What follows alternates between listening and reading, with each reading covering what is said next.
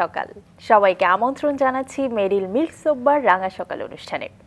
সুন্দর একটি দিনের প্রত্যাশা নিয়ে পুরো অনুষ্ঠান জুড়ে আপনাদের সাথে থাকছি আমি জেরিন এবং আছি আমি মাসুক। শুভ সকাল আমার তরফ থেকেও।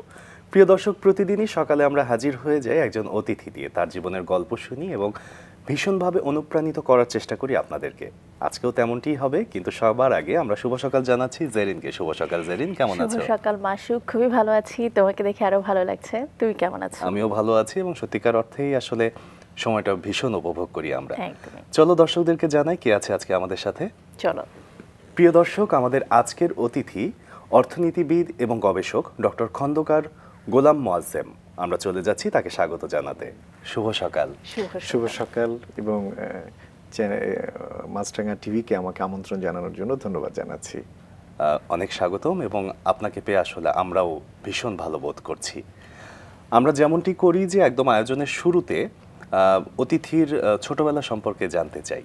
সে আপনার ক্ষেত্রেও ব্যতিক্রম হবে না। আমরা আপনার ছোটবেলাটা জানতে চাই, কেমন ছিল?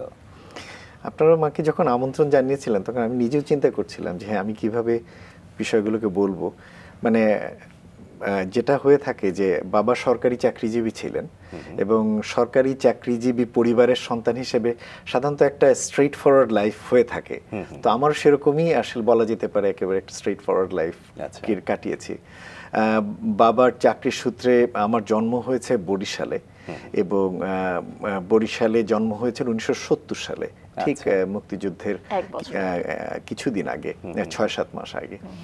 এবং 71 সালে যখন মুক্তিযুদ্ধ হলো তখন বরিশালেও যখন আক্রমণ হয়েছিল, তো সেই সময় বাবা পরিবারের নিরাপত্তার জন্য সবাইকে, আমাদের গ্রামের বাড়ি ছিল ফরিদপুরে, তো পাঠিয়ে দিয়েছিলেন। বাবা বরিশালে একা ছিলেন। তো সেই সময় আমার কোনো স্মৃতিই নেই, খালি খেয়াল আছে যে গ্রামের বাড়িতে আমার মা বাবা বলেছেন আমার দাদুর কোলে আমি বড় হয়েছি সেই সময়। পরবর্তীকালে বাবার চাকরি সূত্রে আমি বিভিন্ন জায়গায়, যেখানে যেখানে বাবা ট্রান্সফার হয়েছেন সেখানে সেখানে আমাদেরও যেতে হয়েছে এবং সেখানকার স্কুলগুলোতে, প্রাথমিক বিদ্যালয়, উচ্চ মাধ্যমিক বিদ্যালয়গুলোতে পড়েছি। এবং এই সূত্রে আমার কুড়িগ্রাম, গাইবান্ধা, রংপুর, যশোর, খুলনা, তার মানে উত্তর এবং দক্ষিণ দুই বঙ্গই আপনার ঘোরা হয়েছে। পড়াশোনার শুরুটা কোথা থেকে হয়েছিল? পড়াশোনার শুরুটা হয়েছে আমার খুলনাতে। খুলনা দৌলতপুরে একটি কৃষি ইনস্টিটিউট রয়েছে, সেই দৌলতপুর কৃষি ইনস্টিটিউটে আমার পড়া। ছোট ছোট কিছু স্মৃতিও খেয়াল আছে যে স্কুলে টিফিন টাইমে আমাদেরকে দুধ দেওয়া হতো। আপনি জানেন যে সেই সময় যুদ্ধের পরপরই বিভিন্ন দেশ থেকে বাংলাদেশে তখন বিভিন্ন রকমের খাদ্য সহায়তা আসতো, তো বাচ্চাদের জন্য খুব মজার দুধ আসতো, তো ওটার একটা লোভ ছিল। না, এটা হচ্ছে গুঁড়ো দুধ, তো হাতে নিয়ে খাবার মতো বিষয়টা খুব এনজয় করতাম সেই সময়, যতদূর আমার খেয়াল আছে। এরপরে সেখানে পড়াশোনা করে তার পরবর্তীতে খুলনা থেকে যশোরে আসা। যশোরে পড়াশোনা করেছি। কতদিন পড়লেন, কোন ক্লাস পর্যন্ত? খুলনাতে পড়েছি 2 বছর, একেবারেই প্রাথমিক। এছাড়া কুমিল্লাতেও ছিলাম। হ্যাঁ, কুমিল্লাতেও একেবারে ছিলাম। আমার খেয়াল আছে কুমিল্লাতে ফরিদা বিদ্যায়তন নামে একটা স্কুলে পড়তাম। পরে যখন এই বিষয়টা আমার অন্যদেরকে বলেছি, ওটাতে তো মেয়েদের স্কুল, তুমি কিভাবে পড়েছো? আসলে ওটা ছোট ক্লাসগুলোতে আসলে কম্বাইন্ড ছিল, তো আমি ক্লাস 1-2-তে ওখানে পড়েছিলাম। তো ওখানে পড়া কুমিল্লা, তারপর খুলনাতে, যশোরে ক্লাস 5-এ পর্যন্ত সেখানে পড়া। এবং তারপরে সেখান থেকে কুড়িগ্রামে চলে আসা ক্লাস 6-এ, 7-8-এ আবার গাইবান্ধায় পড়াশোনা। এবং ওই সময়কালে আমি ক্যাডেট কলেজ সম্পর্কে প্রথম জানতে পারি যে একটা ভালো প্রতিষ্ঠান আছে যেখানে সবাই পরীক্ষা দেয়। তো আমি আমার ক্লাসের ভালো ছেলে মেয়েদেরকেও দেখতাম যে তারাও পরিস্থিতি নিয়ে পরীক্ষা দিচ্ছে। তা আমি নিতান্ত কৌতূহলে সেই সময় কিছুদিন প্রিপারেশন নেই, সে সময় এত ট্রেনিং কোচিং সেন্টার কিছুই ছিল না। একজন টিচার ছিলেন, তিনি আমাকে ভালোবাসতেন, উনি ওনার সাইকেলে চড়িয়ে নিয়ে গিয়ে আমাকে ওনার বাসায় নিয়ে অন্যদের সাথে কোচিং করাতেন। পরে ওটা দিয়ে আমার হয়ে গিয়েছিল, আমি রংপুর ক্যাডেট কলেজে পড়েছিলাম। এবং স্যার, আপনার সম্পর্কে আমরা যা জেনেছি, আপনি ছোটবেলা থেকেই তুখোড় ছাত্র ছিলেন, পড়াশোনা ভীষণ ভালোবাসতেন এবং আপনার পড়াশোনা জীবনের প্রাপ্তিও আসলে বেশ অনেক। আমরা সেই গল্পগুলোই শুনতে চাই। জি, আসলে যেটা হয় যে বলে না যে মধ্যবিত্ত পরিবারের সন্তানদের কাছ থেকে এক ধরনের প্রত্যাশা থাকে ছেলে ভালো পড়াশোনায় ভালো হবে।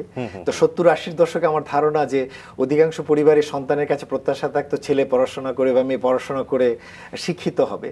তো আমার বাবা মার মধ্যেও সেই একটা মানসিকতা ছিল, সেটা আমার মধ্যেও ছিল। আমাদের পরিবারটা বেশ বড়, আমার 7 বোন, আমি এক ভাই। সেটাও হয়তো সেই সময়ের প্রেক্ষাপটে বোঝা যায় যে 70-80 দশকে পরিবারের ছেলে সন্তানের ক্ষেত্রে হয়তো একটা প্রস্তাবনা। আবার এটাও বোঝা যায় আমরা কিন্তু বেবি বুমার্স টাইমের জেনারেশনের লোকজন, অর্থাৎ 60s থেকে 80s, যেটাকে বুমার্স বলা হয়। তো সেই সময় মনে হয় সন্তান সবাই পরিবারের সন্তান বেশিই থাকতো, তো সেই হিসেবে আমাদের বড় পরিবার ছিল। তো আমি পড়াশোনা ছোটবেলা থেকেই ভালো ছিলাম। আমি ক্লাস 5-এ, যেটা এখন বৃত্তির ব্যবস্থা সম্ভবত এখন আর নেই, তা আমি বৃত্তি পেয়েছিলাম ক্লাস 5-এ। ক্লাস 8-এ ক্যাডেট কলেজে যাবার পরে আর বৃত্তির সুযোগ ছিল না, ক্যাডেট কলেজগুলোকে বৃত্তি দেওয়ার সুযোগ দেওয়া হতো না, কেননা ক্যাডেট কলেজকে বলাই হতো যে এটা একটা প্রিভিলেজড স্কুল কলেজ, সেখানে আর বৃত্তির প্রয়োজন নেই। তো সেজন্য ক্লাস 8-এ আর বৃত্তি দেওয়ার, কিন্তু ক্লাস 5-এ বৃত্তি পেয়েছি।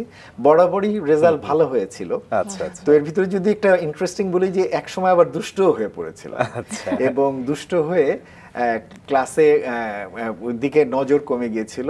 একসময় খুব ঘুড়ি কাটা, ঘুড়ি ওড়ানোর শখ হতো ক্লাস 5-6 এর দিকে। এর ফলে 6-এ কোনো একটা পরীক্ষায় আমি ফেল করেছিলাম অঙ্কে। মানে এত তুখোড় একটা স্টুডেন্ট শেষমেশ কিভাবে এত দুষ্ট হলো, এই গল্পটা আরো শুনবো। তবে তার আগে আপনার সম্পর্কে আমাদের কাছে কিছু তথ্য আছে, দর্শকদের উদ্দেশ্যে জানিয়ে আসতে চাই। ওকে। সুপ্রিয় দর্শক, দেশের নেতৃস্থানীয় think tank centre for policy ডায়ালগের গবেষণা পরিচালক হিসেবে দায়িত্ব পালন করছেন ডক্টর খন্দকার গোলাম মোয়াজ্জেম। 30 বছরেরও বেশি অভিজ্ঞতার সাথে তিনি শ্রমিকদের অধিকার, কাজের অবস্থা, সামাজিক নিরাপত্তা বেষ্টনী, আয়কর, বিদ্যুৎ ও জ্বালানি, পরিবেশ এবং বাংলাদেশের তৈরি পোশাক খাত সহ বিভিন্ন বিষয়ে 80টিরও বেশি গবেষণাপত্র, প্রতিবেদন প্রকাশ করেছেন।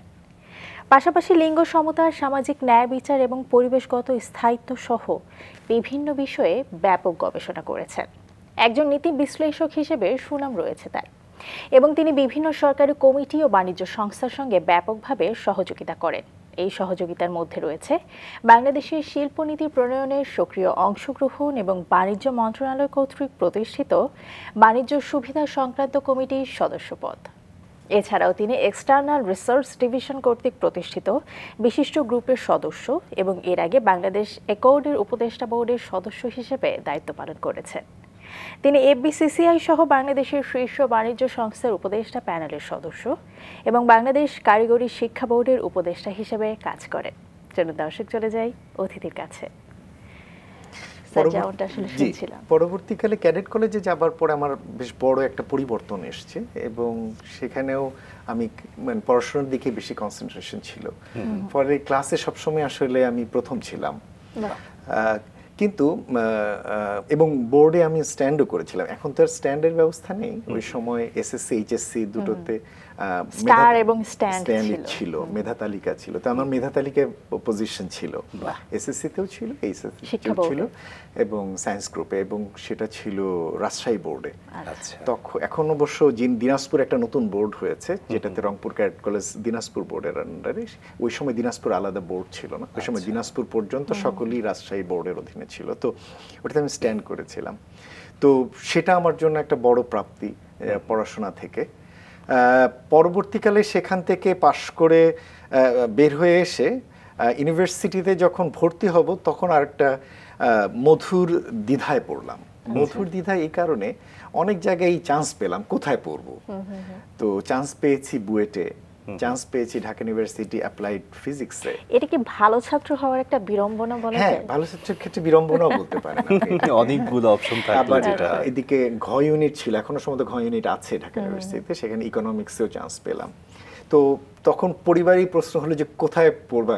এমনকি এই দ্বিধার ভিতরে হুট করে এরকম আসলো, এত এই লাইনে যাওয়া দরকার নেই, বরঞ্চ তুমি সরাসরি তাড়াতাড়ি বিএসসি দিয়ে বিসিএস এর দিকে আগে চলে যাও, এরকম একটা প্রস্তাবনা আসে। কিন্তু পরে আর সেদিকে যাওয়া হয়নি। কিন্তু বুয়েটে আমি ইলেকট্রিক্যাল ইঞ্জিনিয়ারিংয়ে আমি ইতে ছিলাম, ওয়েটিংয়ে ছিলাম, সিভিল ইঞ্জিনিয়ারিংয়ে হয়েছিল, অ্যাপ্লাইড ফিজিক্সে হয়েছিল, ইকোনমিক্সে। তখন আমাকে আমার পরিবারের অনেকে বুদ্ধি দিল যে এমন একটা সাবজেক্টে যাও যেখানে কম পড়ে ভালো রেজাল্ট করা যায়। তুমি বলো যে তুমি বরঞ্চ সায়েন্সে না থেকে ইকোনমিক্সে আসো, এটা মনে হয় একটু কম পড়াশোনা, ভালো করতে পারবে।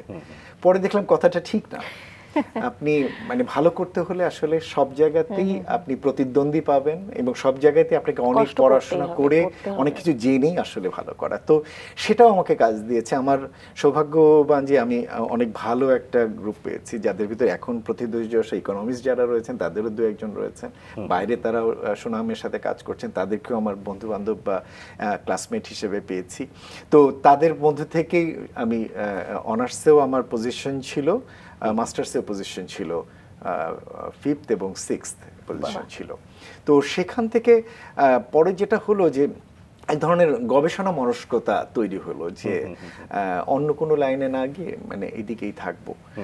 এই কারণে আমার অন্যান্য জায়গায় আমি চাকরির জন্য চেষ্টা করেছি, কিন্তু সেগুলোতে আসলে সেখানে যাইনি। স্যার, আপনার চাকরির বিষয়টা তো অবশ্যই শুনবো, আমরা ভীষণ আগ্রহ নিয়ে আছি, কিন্তু আমরা যতদূর জানি যে আপনি স্কুল, কলেজ এবং ভার্সিটি জীবনেও অনেক রকম অ্যাক্টিভিটির সাথে জড়িত ছিলেন, অনেক সাংস্কৃতিক অ্যাক্টিভিটির সাথে, সেগুলো নিয়ে একটু শুনতে চাই। খুব যে বড় মাত্রায় সাংস্কৃতিক মানে মনা বা সাংস্কৃতিক গুণসম্পন্ন সেটা আমি বলবো না, তবে কিছু কিছু বিষয়ে আমার আগ্রহ ছিল।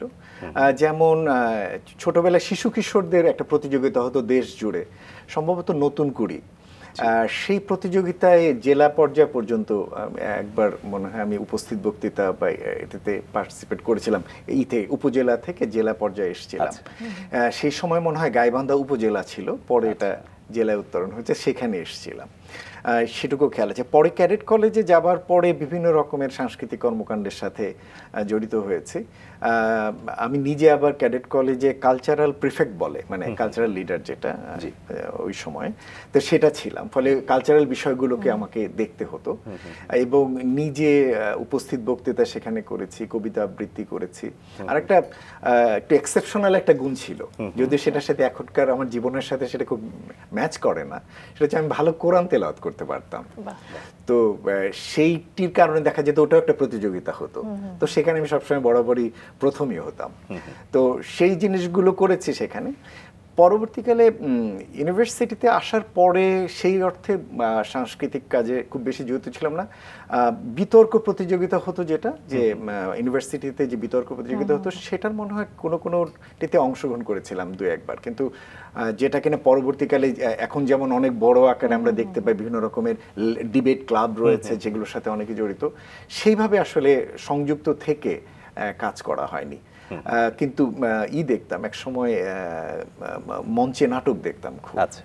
সেটার একটা অভ্যাস ছিল, বলছি তাম, কেননা এখন আর দেখা হয় না। এবং ওই সময় একটা বেশ বড় ক্রেজ ছিল মঞ্চে নাটক দেখার একটা, যেটা পরবর্তীকালে প্রচুর টিভি চ্যানেল আসার কারণে, ওই সময় অত টিভি চ্যানেলও আসেনি, তো সেটার কারণে সেটা মঞ্চ নাটকের একটা অনেক বড় ক্ষেত্র ছিল এবং প্রচুর বিভিন্ন রকমের গ্রুপ ছিল যাদের প্রোগ্রাম আমরা দেখে খুব ইন্সপায়ার্ড হতাম এবং ভালোও লাগতো। তো সেগুলো ছিল, ফলে এখনো সেই সাংস্কৃতিক বোধটা, মনস্কতাটা ভিতরে রয়ে গিয়েছে। কিন্তু যেটা হয় যে একটা আরেকটাকে ছাপিয়ে ফেলে, এখন মানে কাজের চাপে অন্য সবকিছু মনে হয় এটার নিচে চাপা পড়ে যাচ্ছে। স্যার, যেমনটা আসলে শুনছিলাম খুবই ভালো লাগছিল গল্পগুলো। মনে হয় যে একজন আমাদের সামনে তুখোর একজন স্টুডেন্ট আছে যার জীবনের সবগুলো গল্পই শুনছি। কিন্তু আমার এখানে একটা প্রশ্ন, যে যেই বাচ্চাটা ছোটবেলা থেকেই চাচ্ছিল ইঞ্জিনিয়ার হবার জন্য, পরবর্তীতে সে অর্থনীতিবিদ হয়ে উঠল, কিভাবে আসলে এটা সম্ভব? মানে তার মনের মধ্যে কি সেই ইঞ্জিনিয়ার হওয়ার বাসনাটা তখনো পর্যন্ত ছিল? আসলে ছিল এই অর্থে যে সম্ভবত যদি ইলেকট্রিক্যাল এন্ড ইঞ্জিনিয়ারিং এ যদি ওয়েটিং লিস্টে না থেকে যদি মেইন লিস্টে থাকতাম, তাহলে হয়তো আজকে আর অর্থনীতিকে আসা হতো না। কিন্তু যেহেতু সিভিল ইঞ্জিনিয়ারিং পেয়েছি, তো ইলেকট্রিক্যাল ইঞ্জিনিয়ারিং এ যেহেতু প্রথম চান্সে হয়নি, অনেকে বলছিল যে না যাও, কিছুদিন পরে অনেকেই ডিপার্টমেন্ট চেঞ্জ করে, তোমার সুযোগ হবে সেখানে। তা আমি আর সেই ঝুঁকিটা নিতে চাইনি। তখন দেখলাম যে অর্থনীতি রয়েছে, ওখানে আমার অ্যাপ্লাইড ফিজিক্স রয়েছে, তো এই সব কিছু বিবেচনা করে পরে অর্থনীতিতেই এসেছিলাম। আর আমার বোনরা যারা আমার বড়, ওরাও ঢাকা ইউনিভার্সিটির স্টুডেন্ট, একজন লর থেকে মাস্টার্স, একজন সোশ্যোলজি থেকে মাস্টার্স ছিল, আমার 2 বড় বোন। তো ওরাও আমাকে বলছিল যে না, তুমি সোশ্যাল সায়েন্সে আসলে তুমি এখানেও ভালো করবে, তোমার জন্য অসুবিধা হবে না। তো সেটা বোনদের কথা যেহেতু বলেন, আমার মাথায় আরেকটা মানে প্রশ্ন ঘুরছে যে 7 বোন আপনার, 7 বোনের 1 ভাই। সো মানে তখন তো আমার মনে হয় যে বাবা মায়ের অনেক আদরের ছিলেন, বোনদের অনেক আদরের ছিলেন। তখন আমার মনে হয় যে অন্যরকম হওয়ার একটা চান্স কি ছিল না, পড়াশোনায় ভালো করার চাইতে একটু আদর পেয়ে ঠিকই বিগড়ে যাওয়ার মতো অবস্থা ছিল কিনা? ঠিকই বলেছেন আপনি। আসলে যে মানে আমার বোনদের এখন দেখলে আমি মনে বুঝি যে হ্যাঁ, ওরা আমাকে অনেক অন্যভাবে কেয়ার করে, কিন্তু ছোটবেলাতে তো আরো করতো। সম্ভবত আমি বেঁচে গিয়েছি হলো ক্যাডেট কলেজে গিয়ে ওদের থেকে আমার একটা দূরত্ব তৈরি হয়েছে, এবং সেই কারণে এই যে যেটাকে আমরা বলে থাকি যে প্যাম্পারিং করা, যে বাচ্চাকে করা বা ছোট একটা মাত্র ভাই ওকে আদর করা, তো সেই সৌভাগ্য মানে সেখান থেকে আমি বেঁচে গিয়ে বরঞ্চ ক্যাডেট কলেজে গিয়ে ওরকম একটা লাইফে পরে আমার মাকে, আমার বোনদেরকেও সবাই বলেছিল যে আপনি কিভাবে পারলেন আপনার একটা ছেলেকে ক্যাডেট কলেজে দিয়ে দিতে এবং এখানে মেয়েদেরকে নিয়ে একা থাকবেন। তো সেটা সম্ভব হয়েছিল যেহেতু আমার একটা জেদ ছিল ভালো কলেজে বা ভালো প্রতিষ্ঠানে পড়া। আমার মারও সেই দিক থেকে ওরকম কোনো বাধা ছিল না যে না, সন্তান তার কাছেই থাকতে হবে। তো সেটার কারণে হয়তো ওই যেটা বলে যে মা নেওয়াটা একটা শব্দ আছে না, বা বোন নেওয়াটা, ওই ধরনের বিষয়টা এখনো হয়নি। কিন্তু আমি আমার বোনদেরকে এখনো দেখি যে হ্যাঁ, ওরা আমার অনেক কেয়ার নিচ্ছে, ছোট ছোট ছোট ছোট ঘটনা ঘটছে, প্রায় ফোন দিয়ে খোঁজ নিচ্ছে কি করছি না করছি। তো ওতে বুঝতে পারি যে হ্যাঁ, ওরা সবসময় দূরের থেকে মানে যথেষ্ট কেয়ার করে। এবং এটা পৃথিবীর সমস্ত মিষ্টি সম্পর্কগুলোর মধ্যে অন্যতম একটা মিষ্টি সম্পর্ক, ভাই বোনের সম্পর্ক। জেরিন, আমাদের আজকের অতিথির যে বিষয়গুলো আসলে সবচেয়ে বেশি আকর্ষিত করছে মনে হয় দর্শকদেরকে, সেগুলো হচ্ছে তার জীবন বোধটা। সে কিন্তু দেখো ভাই বোনের সম্পর্ক থেকে শুরু করে পড়াশোনা সব জায়গায় ভীষণ রকমের উদ্যমী এবং এক ধরনের স্পৃহা তার মধ্যে আছে যে আমার কিছু করতেই হবে। এই জিনিসটা আপনার মধ্যে একদম ছোটবেলা থেকেই ছিল, এতটুকু গল্পতে বোঝা যাচ্ছে।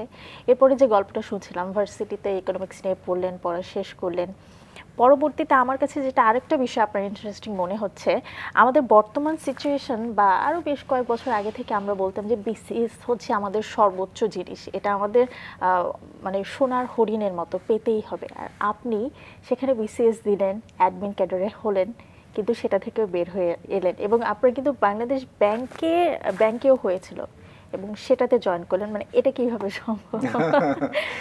আসলে আমার চাকরি জীবনের শুরুটা বেশ ইন্টারেস্টিং, আসলে বলতে দ্বিধা নেই। ভার্সিটি লাইফে আমার সাথে আমার বন্ধু ছিলেন, যিনি আমার এখন লাইফ পার্টনার।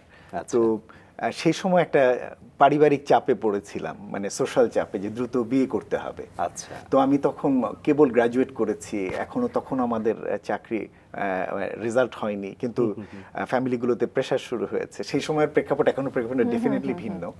তো সেই প্রেক্ষাপটে আমি দ্রুত বিভিন্ন জায়গায় চাকরির জন্য অ্যাপ্লাই করছিলাম, যেটা হয়তো আমার লেভেলেরও না, কিন্তু আমাকে একটা চাকরি দ্রুত পেতে হবে, তাকে পেতে হলে। হ্যাঁ, তাকে পেতে হলে, ঠিকই বলেছেন। এবং আমার বাবা যেহেতু সরকারি চাকরি করছেন, সে সময় উনি রিটায়ার করে গিয়েছেন, ফলে ফ্যামিলি রেসপন্সিবিলিটির জায়গা থেকেও কিছুটা আমার উপরে দায়িত্ব চলে আসছিল। কেন ওনার পেনশন খুব বেশি না, সরকারি কর্মকর্তা ওই সময় অত পেনশন এখন যতটা পেতেন অনেক কম পেতেন সেই সময়, ফলে তার দ্বারা ফ্যামিলি চালানো ডিফিকাল্ট হচ্ছিল। তো সেই সময় ফ্যামিলি রেসপন্সিবিলিটির প্রেশারটাও ছিল।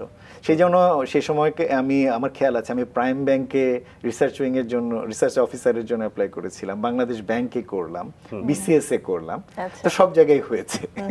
পরে আমার বন্ধু বান্ধবরা রিকোয়েস্ট করেছিল তুই আর পরীক্ষা দিবি না, তুই দিলে আমাদের ওই জবগুলো বন্ধ হচ্ছে, সম্ভাবনাগুলো নষ্ট হচ্ছে। পরে এবং অনেকগুলো আমি দেইনি পরে, কারণ দিচ্ছি হয়ে যাচ্ছে, ওরা দেখতে পাচ্ছিলাম যে ওরা বিরক্ত হচ্ছে, এমনি মধুরভাবেই সেটা সম্পর্ক ছিল।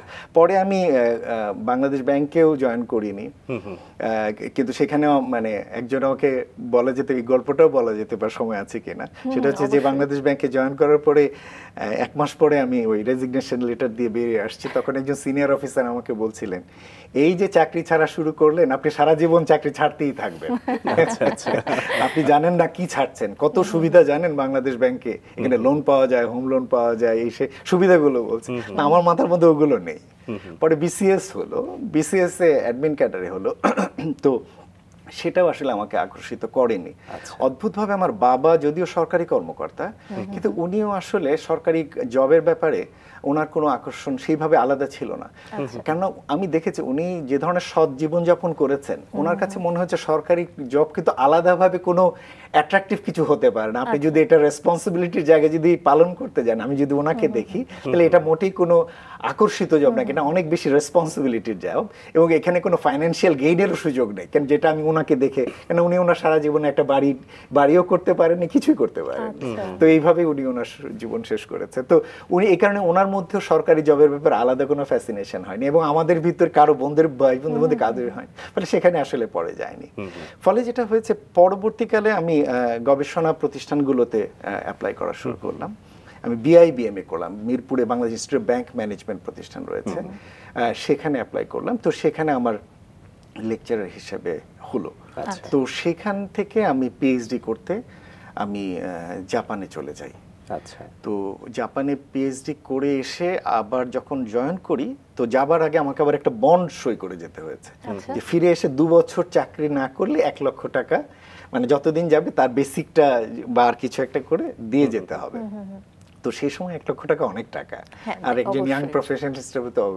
কিন্তু ফিরে এসে আর বিআইবিএমএ ভালো লাগছিল না, কেননা আমি যে লাইনে গবেষণা করে এসেছি সেটা হলো ডেভেলপমেন্ট স্টাডিজ। আপনি কতদিন পর ফিরে এলেন? 5 বছর পরে। 5 বছর। পড়াশোনা কোন ইউনিভার্সিটিতে করলেন জাপানে? আমি জাপানের কিয়োটো বিশ্ববিদ্যালয়, এবং ওটা একটা অফিশিয়াল প্রোগ্রাম ছিল যেটাতে 10টা দেশ থেকে তারা ক্যান্ডিডেটদেরকে সিলেক্ট করে নিয়ে গিয়ে প্রথমে ল্যাঙ্গুয়েজ কোর্স করাতো মালয়েশিয়াতে 10 মাসের, তারপরে সেখান থেকে বিভিন্ন ইউনিভার্সিটিগুলোতে প্লেসমেন্ট হতো। আচ্ছা আচ্ছা। তো সেইভাবেই বাংলাদেশ থেকে আমি ছিলাম এবং আরও একজন ছিলেন সিলেট ইউনিভার্সিটির।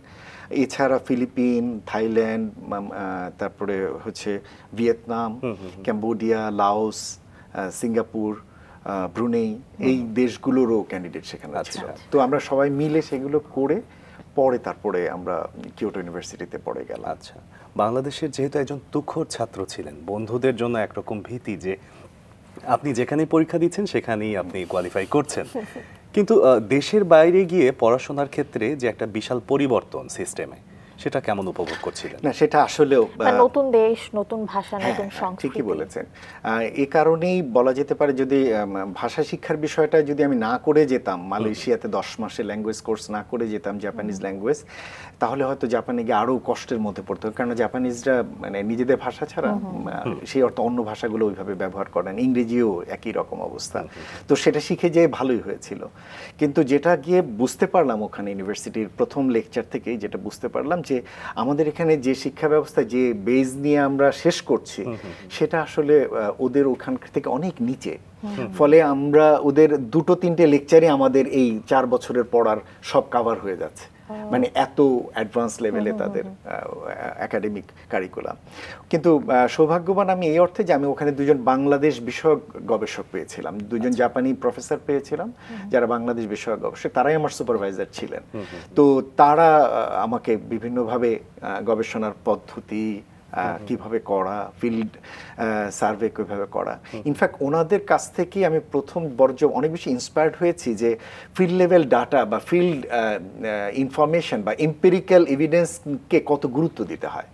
আপনি গবেষণা অনেকভাবেই করতে পারেন, আপনি ডেটা নিয়ে ডেস্কে বসে অ্যানালাইসিস করেও আপনি করতে পারেন, ইকোনমিক্সেও সেটা সম্ভব। আবার ডেভেলপমেন্ট ইকোনমিক্সে এরকমও আছে যে আপনি ফিল্ড লেভেলে ডাটা নিয়ে কাজ করা। ফলে ওই সময় থেকে আমার ভিতরে এম্পিরিক্যাল এভিডেন্স বা এম্পিরিসিজম এগুলোর প্রতি অনেক আগ্রহ তৈরি হচ্ছে। ফলে এখনো আমি অনেক বেশি, যতটা আমি তত্ত্ব দিয়ে প্রভাবিত হই তার থেকে আমি বেশি এভিডেন্স দিয়ে প্রভাবিত হই। ফলে আমি যে কোনো কিছুই আমি তত্ত্বে কি আছে তার থেকে আমি দেখতে চাই বাস্তবে সেটাকে বিশ্লেষণ করে কি পাওয়া যায়, সেটাকে বিশ্লেষণ করে আগাতে চাই। তো সেই ভিতটা বরঞ্চ ওই সময়কালে আমার হয়েছিল। ফলে আমি ওই সময় দেশে ফিল্ডের জন্য যখন আসতাম, তখন আমি দিনের পর দিন আমি ফিল্ডে কাটিয়েছি। যেমন আমার একটা বড়ই ছিল রুরাল এলাকার এগ্রিকালচার মার্কেটিং দেখা, এবং সেটা কুমিল্লাতে। তা কুমিল্লা হচ্ছে মূলত আলু উৎপাদনের বড় জায়গা, তো সেখানে কোল্ড স্টোরেজ রয়েছে। আপনি দেখবেন ওখানে জেনিন কোল্ড স্টোরেজ, সাদা জুট মিল, এটা আগে কোল্ড স্টোরেজ ছিল, এগুলো ছিল। তো ওখানে আমি প্রতিদিন ঘুরতাম ডাটা কালেকশনের জন্য। তো গ্রামের লোকজনের মন খারাপ হয়েছে যে কি ব্যাপার, উনি খালি প্রতিদিন ঘুরে আমাদের সাথে কথা বলে, বাড়ি বাড়ি গিয়ে কে কত উৎপাদন করছে, উৎপাদন ব্যয় কত, পরিবারে কি কত টাকা দিয়ে কি করে, এগুলো খোঁজ নিতাম। তো ওদের মন খারাপ হয়েছে। মন খারাপ হয়েছে, স্যার কি করেন খালি ডাটা নিয়ে, তো এগুলো বললে তো আমরাই লিখে দিই সব, মানে এরকম। আপনার তো ঘোরার দরকার কি আছে? তো আমাকে একজন অফারই দিয়ে বসলো, আপনি বললে আপনার জন্য পাশের জুট মিলে একটা চাকরির ব্যবস্থা করতে পারি। মানে এরকম ধরনের ঘটনা সেখানে হয়েছে। কেননা মানে কিন্তু ওই সময় আমার ওই ডাটার প্রতি আকর্ষণটা তৈরি হয়েছে, যে কিভাবে ডাটা কালেক্ট করতে হয়। ইনফ্যাক্ট ডাটা কালেকশনটাও একটা বড় জিনিস। আমরা বাস্তবে যে ধরনের ডাটা দেখতে পাই, প্রকৃত অর্থে ডেটা যেটা ফিল্ড লেভেলে যেটা, সেটা কমপ্লিটলি অন্যভাবে সেগুলোকে নিয়ে আসা, বিশ্লেষণ করা, গবেষণা করা। তো ওই ভিতটা এখনো আমার মধ্যে কাজ করে। তো এখনো আমার যে টিম, আমার সাথে 10-12 জনের টিম, আমি ওদেরকে প্রতিনিয়তই ওদেরকে ফিল্ডে অফিসে আমি থাকতেই দিই না, হ্যাঁ ফিল্ডে যাও, ফিল্ড থেকে ডাটা নিয়ে আসো। এখানে সবচেয়ে বেশি তথ্য উপাত্ত বা যে কোনো কিছুই জানা যায়, রাইট। এবং আপনি এই ফিল্ড লেভেলের ডাটা নিয়ে যখন আপনি যে কোনো একটা নীতি, যে আপনি বললেন যে নীতি বিশ্লেষক হিসেবে আমার, তো সেটা করতে আমার জন্য আরো সুবিধা হয়। আপনি অনেক বেশি বাস্তবানুক, জীবন ঘনিষ্ঠ অনেক সাজেশন দিতে পারেন, যেটা অনেক তত্ত্বীয় জায়গা থেকে দিতে গেলে আপনি সেটা অনেক সময় মানে বলবো যে আংশিক হয়ে যায়, অথবা পূর্ণ মাত্রায় দেয়া যায় না, অথবা যেটা বাস্তবের সাথে সম্পর্কিত সেটা হয়তো দেয়া যায় না। তো সেই বোধগুলো সেই সময়কালে আমার তৈরি হয়েছে। স্যার, জাপানের গল্প শুনছিলাম, সম্পূর্ণ ভিন্ন পরিবেশে থেকে অনেক অনেক জীবন বোধই আপনার মানে সেখান থেকেই শুরু হয়েছে বলা যায় যে অনেক কিছু। পরবর্তীতে জাপান থেকে 5 বছর পরে ফিরে এলেন। ফিরে আসার পরেই কিন্তু আরো বড় একটা প্রতিষ্ঠানের সঙ্গে যুক্ত হলেন, থিঙ্ক ট্যাঙ্কের সাথে, সেন্টার ফর পলিসি ডায়ালগ। এই গল্পটা একটু শুনতে চাই। ফিরে আসার পরেই আমি যখন বিআইবিএম এ জয়েন করলাম, তো তখনই আস্তে আস্তে দেখছিলাম যে আমার গবেষণা যেগুলো শিখে এসেছি সেগুলো খুব বেশি প্রয়োগের সুযোগ নেই, কারণ প্রতিষ্ঠানটির কাঠামোটি কিছুটা ভিন্ন। সেটা ব্যাংকারদেরকে প্রশিক্ষণ দেওয়া হয়, কিছু একাডেমিক কিছু করা হয়, প্লাস ব্যাংকিং বিষয়ে গবেষণা, যেটা আমি যে ডেভেলপমেন্ট স্টাডিজে যেগুলো শিখে এসেছি একটু আগে যে বললাম যে কাজ করা, তো তার সাথে কিছুটা ভিন্ন। তো তখনই কিছুটা আগ্রহ তৈরি হচ্ছিল কোথায় খোঁজা যায়। তো সেই পর্যায়ে আমি হুট করে জানতে পারলাম যে সেন্টার ফর পলিসি ডায়ালগেও মানে আমাদের বিআইবিএম এ প্রাক্তন যারা ছিলেন, আমার রিসোর্স পার্সন ছিলেন, তারা ওখানে আছেন। তো তাদের সাথে আমাদের রেগুলার যোগাযোগ, তারা বললো যে তুমি এসে কথা বলে যাও।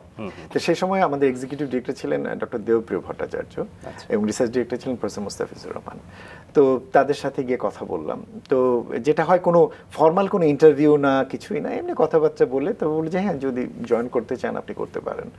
সো সেইভাবেই আমি এখানে জয়েন করলাম। কিন্তু ওটার একটা দণ্ডও দিতে হলো। ওই যে আপনাকে বলেছিলাম যে বিআইবিএম ছাড়তে হলে 2 বছর চাকরি না ছাড়তে হলে 1 লক্ষ টাকা, তো সেটা আমি দিয়েই আসলাম এখানে।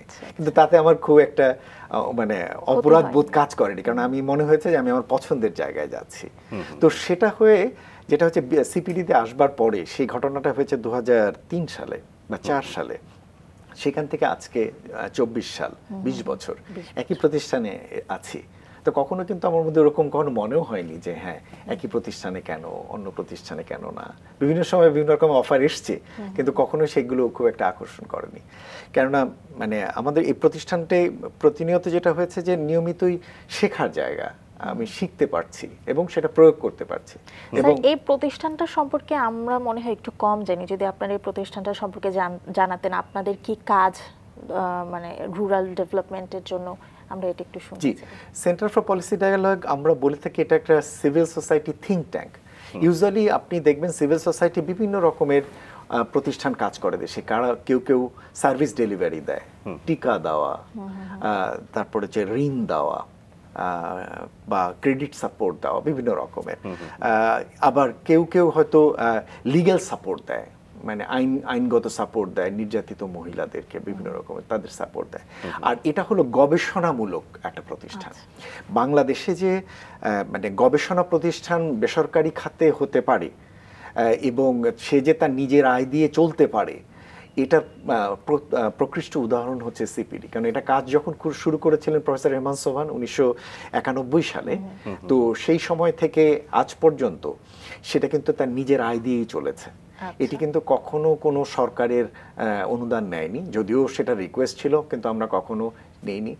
এবং নীতিগতভাবে আমরা আমাদের যেটা আমরা বলে থাকি যে আমরা নিউট্রাল একটা নিরপেক্ষ অবস্থান ধরে রাখতে চাই নীতি সিদ্ধান্তগুলোর ব্যাপারে। এবং সেটি করবার ক্ষেত্রে আমরা যেটি হচ্ছে সরকারের কাছ থেকে আমরা কখনো কোনো টেকনিক্যাল সাপোর্ট বা ফাইন্যান্সিয়াল সাপোর্ট নেইনি। আবার ঠিক একইভাবে বিশ্ব ব্যাংকের কাছ থেকে কোনো আমরা টেকনিক্যাল বা ফাইন্যান্সিয়াল সাপোর্ট আমরা কখনো সরাসরি নেইনি। কেননা এই দুটো প্রতিষ্ঠান আমাদের কাছে মনে হচ্ছে যে নীতিগত নিরপেক্ষ বা নীতি নেয়ার ক্ষেত্রে অনেক সময় তাদের একটা নিজস্ব অবস্থান থাকে, যেটা নিরপেক্ষ অবস্থান আমরা যেটা দিতে চাই তাকে প্রভাবিত করতে পারে। তো কিন্তু তাদের উভয় প্রতিষ্ঠানের সাথে আমাদের অনেক ঘনিষ্ঠ সম্পর্ক, এবং সেটা এখনো যেমন দেখছেন, পূর্বেও সব সময় যেমন আমাকে দেখলেন যে বিভিন্ন কমিটিতে আমি ছিলাম, আমরা আবার উল্টো তাদেরকে টেকনিক্যাল সাপোর্ট আমরা দিয়ে গিয়েছি, সেটা ছিল। এবং আমাদের গবেষণার এলাকা যদি বলেন, আমাদের একটা হচ্ছে সামষ্টিক অর্থনীতি নিয়ে আমরা কাজ করি, আমরা বাণিজ্য নিয়ে কাজ করি, বিনিয়োগ নিয়ে কাজ করি, আমরা ক্লাইমেট চেঞ্জ নিয়ে কাজ করি, আমরা জ্বালানি খাত নিয়ে কাজ করি, সামাজিক নিরাপত্তা খাত নিয়ে কাজ করি, আমরা পলিটিক্যাল ইকোনমি নিয়ে কাজ করি এরকম, এবং কৃষি নিয়ে কাজ করি। ফলে মোটামুটি অর্থনৈতিক এবং সামাজিক যে বিষয়াদি সেগুলো নিয়ে আমরা কাজ করি। কিন্তু যদি বলেন যে স্যার আপনাদের প্রতিষ্ঠানটি অনেক বড়, তা হয়তো না। আমাদের প্রতিষ্ঠান সব মিলে হয়তো 60 জনের মতো এখন আমাদের টোটাল স্টাফ যেটা রয়েছে। এবং আমরা বলে থেকে আমাদের একটা বিল্ডিং রয়েছে, সেখানেই আমরা বলি যে হ্যাঁ এটাই আমাদের সমস্ত বিশ্বটাই এখানেই। কিন্তু যেটা হয়েছে যে প্রত্যেকের ভিতরে একটা ডেডিকেশন আছে, ঠিক অফিস করছি সেইভাবে আমরা যাই না। এবং আমাদের যারা জুনিয়ররা আছে তো ওদেরকে আমরা ওইভাবেই গ্রুম আপ করি যে এইভাবে এসেন না যে আপনি একটা অফিসে চাকরি করতে আসছেন, কেন এটা একটা লড়াই। এই যে সিভিল সোসাইটির এটা একটা মোটিভেশন, এটা একটা লড়াই, এবং লড়াইটাই সেটাই আমাদের প্রফেসর রেহমান সোবহান শিখিয়েছেন যে কিভাবে ক্ষুদ্র জনগোষ্ঠীর জন্য যারা বঞ্চিত কাজ করা, বঞ্চিতদের জন্য কাজ করা, দেশের স্বার্থে কাজ করা। এবং সেটা যদি করতে হয় শুধু অফিস ওয়ার্ক করে এটা পারা যাবে না। সেজন্য আমি আমার ছেলে মেয়েদের বলি আমাদের কিন্তু একটু পাগল স্বভাবের, একটু পাগল না হলে কিন্তু সিপিডিতে আপনি এতদিন থাকতে পারবেন।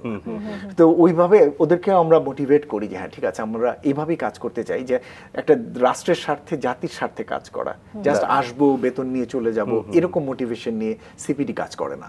এই জন্য দেখবেন যে আমাদের কাজের ক্ষেত্রে অনেক বেশি আমরা বাস্তবানুক সাজেশন দিতে চাই, অনেক বেশি আমরা সময় ঘনিষ্ঠ থাকতে চাই, এবং সেইভাবে আমরা আমাদের কাজ করতে চাই। চমৎকার। স্যার 2010 থেকে 2016 পর্যন্ত শিল্পনীতি প্রণয়নে আপনার বিশেষ একটা ভূমিকা রয়েছে, আমরা সে বিষয়ে জানতে চাই। সরকারের যে শিল্পনীতিটি হয়ে থাকে এখনো যেভাবে হচ্ছে সেটাতে আমি খুব স্বস্তি বোধ করি না। তার একটা বড় হলো যে শিল্পনীতিটি তৈরি করে শিল্প মন্ত্রণালয়। তো শিল্প মন্ত্রণালয় 2010 সালে যখন শিল্পনীতিটি পুনরায় রিভিউ করতে যাচ্ছে, তখন ইউএনডিপি অফিস থেকে আমাদের সাথে যোগাযোগ করা হলো, আমার সাথে যোগাযোগ করা হলো, এবং সেইভাবে আমি তাদেরকে শিল্পনীতিতে কি কি ধরনের পরিবর্তন আনা দরকার সেইগুলো আমি সে সময় তাদেরকে দিয়েছি। বিশেষত শিল্পের সংজ্ঞা, শিল্পের পরিধি, কি কি ধরনের সুবিধাদি এখানে থাকা দরকার, এটা বাস্তবায়ন কাঠামোটা কিভাবে হওয়া দরকার, কি ধরনের টাইমলাইন থাকা দরকার, এবং নতুন নতুন শিল্প যেগুলো আসছে সেগুলোকে কিভাবে এখানে সংযুক্ত করা যাবে, নারীদেরকে কিভাবে শিল্প খাতে সহযোগিতা দেয়া যাবে, এগুলোর জন্য বিশেষ বিশেষ কিছু সুবিধা রাখা, সেগুলো সম্পর্কে সেখানে আলাদা আলাদা সেকশন বা পয়েন্ট সেখানে অ্যাড করা, এগুলো সে সময় আমরা করেছিলাম। কিন্তু যেটা পারা যায়নি 2010-এও পারিনি, 2016-তেও পারিনি, সেটা হচ্ছে এই কাঠামোটি যতটা না নীতি ততটা কিন্তু আইন নয়। অর্থাৎ মানে কাগজে লেখা আছে, মানে বলি না আমরা কেতাবের গরু বাস্তবে পাওয়া যায় না, অনেকটা দুর্ভাগ্যজনকভাবে এরকম হয়েছে। কাঠামোতে অনেক ভালো কথা লেখা আছে, কিন্তু যেমন একটা বলা আছে যে নারীদের জন্য সহজ শর্তে স্বল্প সুদে ঋণ দেয়া হবে, যারা করা হবে। এখন এই নীতি কাঠামোর ডকুমেন্ট নিয়ে কোনো যদি নারী উদ্যোক্তা যদি ব্যাংকের কাছে যান, ব্যাংক সরাসরি বলে দিবে ওটা তো নীতি, এটা তো কোনো আইন না, ওটা তো আইন না। যেমন এটা যদি শিল্প আইন হতো তাহলে ওরা পরিপালনে বাধ্য হতো, তাহলে ব্যাংকগুলো তখন ঋণ দিতে বাধ্য হতো। এই যে নীতিকে আইনে রূপান্তর করতে না পারা এবং এই কারণে এটিকে এড়িয়ে যাওয়া, এই দুর্ভাগ্যটা রয়ে গিয়েছে। আসলে আমাদের দেশে যেটা হয়েছে বিগত সময়কালে প্রচুর নীতি আইন তৈরি হয়েছে, বিভিন্ন খাতে প্রচুর নীতি তৈরি হয়েছে, সেগুলো আমরা বাস্তবায়ন আমরা দেখতে পাই না। তার একটা বড় দুর্বলতা হচ্ছে এগুলোকে আইনগত ভিত্তি দেওয়া হয় না, এবং আরেকটা হচ্ছে এগুলোর প্ল্যান অফ অ্যাকশন থাকে না। ফলে যেটা দেখা যায় যে এগুলো অনেক সময় কাগজ আছে, খুব ভালো ভালো ডকুমেন্ট রয়েছে, কিন্তু এগুলো যখন বাস্তবায়নের ক্ষেত্রে খোঁজা হয় দেখা যায় যে এগুলো আসলে আমরা বাস্তবায়ন করতে পারি না। ফলে শিল্প নীতিতে হয়তো অনেক ভালো কথা রয়েছে, কিন্তু আমরা যদি শিল্পায়নের দিকে তাকাই তাহলে এখনো আমরা দেখব যে আমাদের শিল্প খাতটা গার্মেন্টস খাতের উপরই নির্ভর, শিল্প শ্রমিকরা সেটাও গার্মেন্টস খাত নির্ভর, এবং শিল্পের যে বহুমুখীকরণ সেটাও এখন পর্যন্ত আমরা খুব বড়ভাবে করতে পারছি না। তো সেই জায়গাগুলোর একটা বড় চ্যালেঞ্জ হচ্ছে যে আমরা আসলে নীতি এবং আইন এবং বাস্তবায়ন এই তিনটার মধ্যে যে সামঞ্জস্য বা লিঙ্কেজ এটা এখন পর্যন্ত ঠিকমতো করতে পারছি। হ্যাঁ, সমন্বয়টা এবং বাস্তবায়নটা ঠিকমতো আসলে এখন এই যে বাস্তবায়নটা ঠিকমতো হচ্ছে না বলে আপনি মনে করছেন, এটা আসলে কি কারণে হচ্ছে না? পার্টিকুলার কোনো কারণ কি এই মুহূর্তে আপনার মনে পড়ছে? বা হ্যাঁ, দুটো সরাসরি দুটো তিনটে জিনিস তো বলাই যায়। একটা হলো যে বাংলাদেশে নীতি বা আইন এগুলো তৈরি হয় মন্ত্রণালয় ভিত্তিক, অর্থাৎ শিল্প নীতিটি তৈরি করেন শিল্প মন্ত্রণালয়। এখন আমরা যেটা জানি বাংলাদেশের বাস্তবতায় শিল্প মন্ত্রণালয় আসলে খুব গুরুত্বপূর্ণ মন্ত্রণালয় নয় সরকারের। ফলে ওই মন্ত্রণালয়ের আইনগুলো বা নীতিগুলো ওই রকম ভাবেই সবাই অন্যান্য মন্ত্রণালয়, যদিও অন্যদের দায়িত্ব রয়েছে কিন্তু তারা সেটিকে সেইভাবে গুরুত্ব দিচ্ছেন না। এই যে সাইলো অ্যাপ্রোচ বলি একটা, যে খুব এইভাবে ন্যারোলি দেখা যে হ্যাঁ যে মন্ত্রণালয় সেই, ফলে যেটা হচ্ছে শিল্প নীতি বাস্তবায়নের দায়িত্ব পড়েছে শুধু শিল্প মন্ত্রণালয়ের কাছে, যেটা কিনা কখনোই হওয়ার কথা না। কেননা শিল্প নীতিটির সঙ্গে বাণিজ্যের সম্পর্ক রয়েছে, এটার সাথে ভূমির সম্পর্ক রয়েছে, এটার সাথে মহিলা বিষয়ক মন্ত্রণালয়ের সম্পর্ক, আইসিটির সম্পর্ক রয়েছে, প্রযুক্তির সম্পর্ক রয়েছে, কিন্তু কেউই দেখা যায় যে এই পলিসি ওনারশিপ এটাকে যে ধারণ করা এবং বাস্তবায়ন করা এই কাজটি ঠিক মতো হয়ে ওঠে না। বুঝতে পেরেছি। স্যার, এর বাইরে আপনি এক্সটার্নাল রিসোর্স ডিভিশনেও কাজ করেছেন, আমরা সেখানকার অভিজ্ঞতা জানতে চাই। এক্সটার্নাল রিসোর্স ডিভিশনে একটা উদ্দেশ্য ছিল, এটা মূলত অর্থ মন্ত্রণালয়ের প্রতিষ্ঠান এবং তারা একটা রিসোর্স প্যানেল অফ এক্সপার্টস তারা তৈরি, প্যানেল অফ অ্যাডভাইজার্স তৈরি করেছিল, প্যানেল অফ এক্সপার্টস তারা তৈরি করেছিল, বিভিন্ন বিষয়ে তারা আলাপ আলোচনা করা। একটা আমাদের দেশে বড় সমস্যা হয়ে দাঁড়িয়েছে, এখনো আমি জানি না, এখান থেকে বের হয়ে আসা হয়নি, কিন্তু চেষ্টা হচ্ছে নতুন এই সরকার আসার সময়। পূর্বতন সময়কালে যেটা দেখা গিয়েছে যে যারা কিনা নীতি ডকুমেন্টসগুলো ড্রাফট তৈরি করছেন, এগুলোর যে প্রপার কনসালটেশন বিভিন্ন স্টেক হোল্ডারের সাথে এটা ঠিক মতো হতো না। অথবা যারা এই সমস্ত বিষয়গুলোতে যারা এক্সপার্টস তাদেরকে যে নিয়ে আসা, তাদের মতামত বা মূল্যায়ন নিয়ে এটাকে যে রিভাইজ করা, রিভিশন করা, নতুন প্রেক্ষাপটে লেখা, এই কাজটি হতো না। ফলে যেটা হতো, পূর্বের নীতি বা ডকুমেন্টসগুলো প্রায়শই দেখা যেত যে আগের ডকুমেন্টসকে আবার জাস্ট কপি করা হচ্ছে বা কিছুটা চেঞ্জ করে একভাবে নিয়ে আসা হচ্ছে, এইভাবে এই ডকুমেন্টসগুলো রাখা হতো।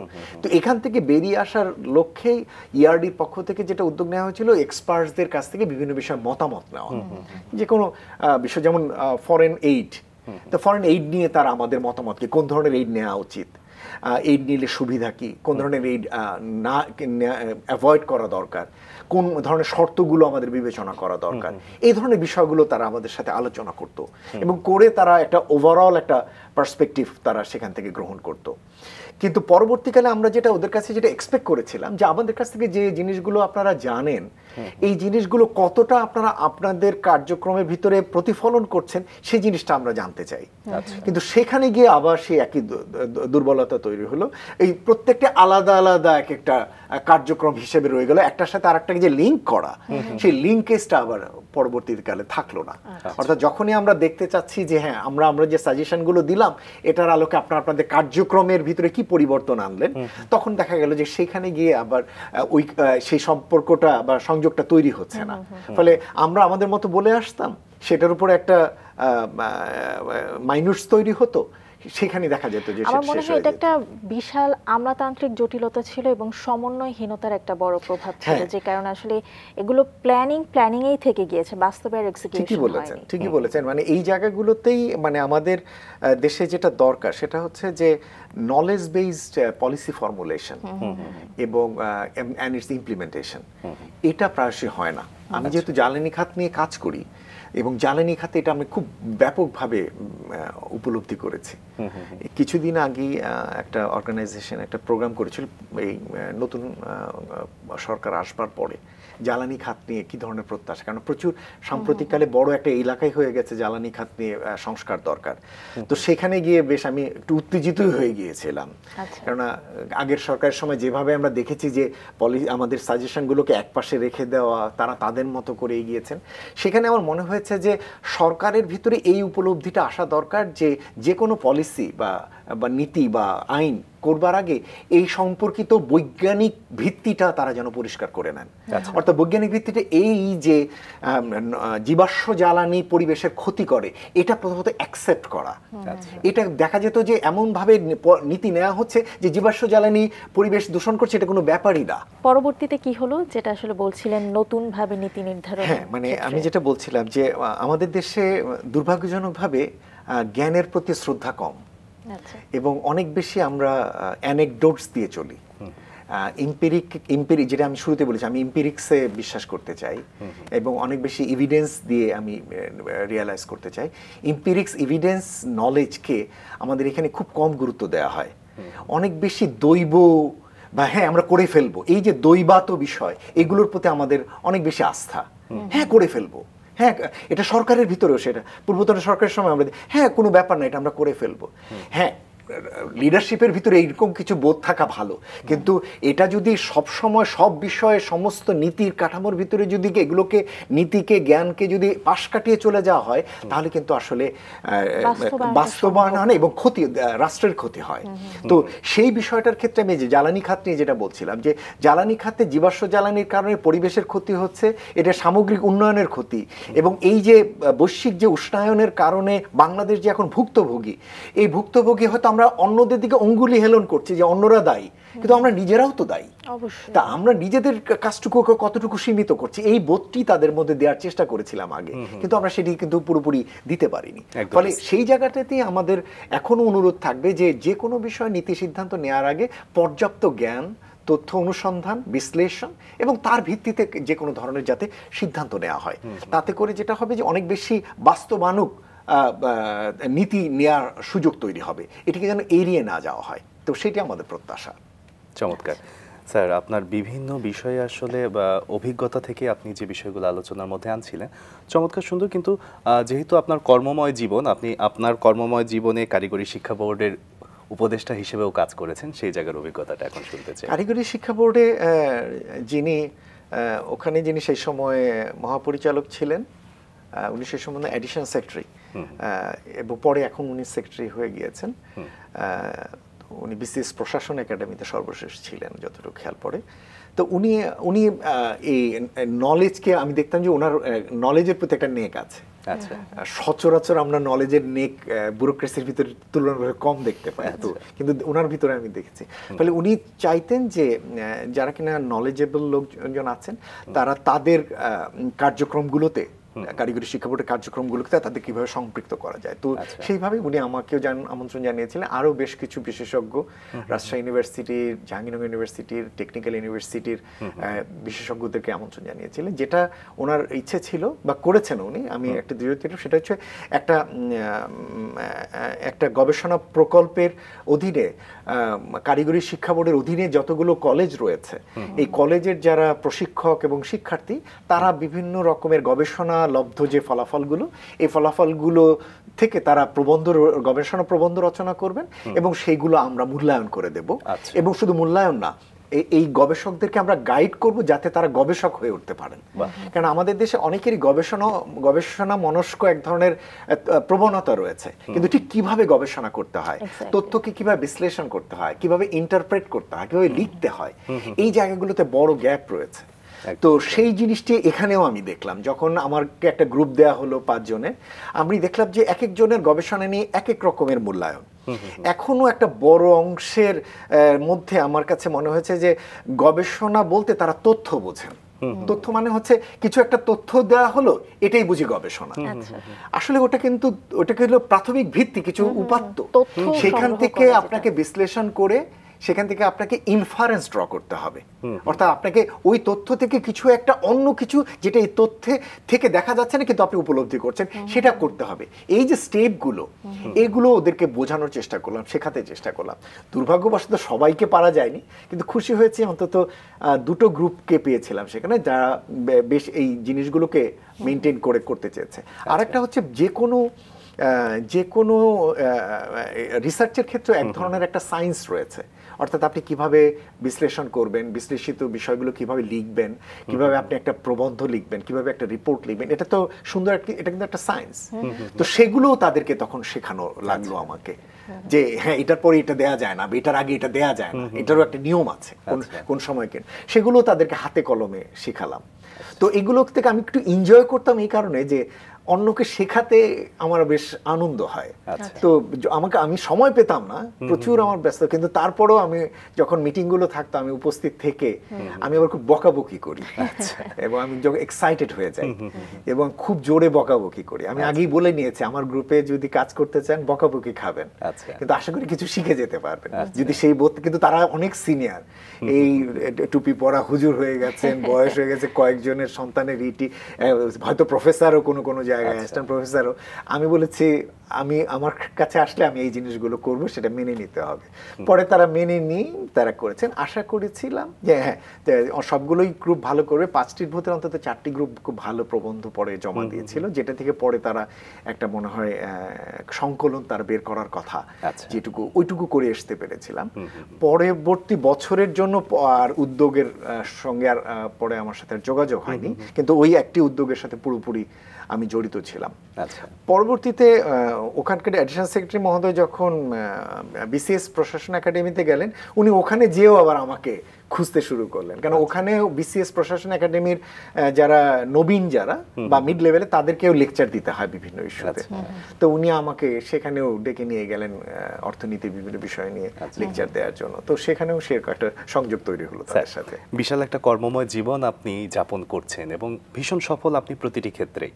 আপনার কাছে আসলে জানতে চাইবো যে তরুণ প্রজন্মের যারা গবেষণায় আসতে চায় তাদের জন্য আপনার পরামর্শ কি থাকবে?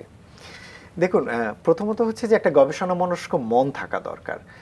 আজকাল যে জিনিসটা আমি ভয় পাই যে আজকাল অনেক বেশি বিশ্লেষণের আগে সিদ্ধান্তে উপনীত হয়ে যাচ্ছে সকলে, এটা কিন্তু ভালো না।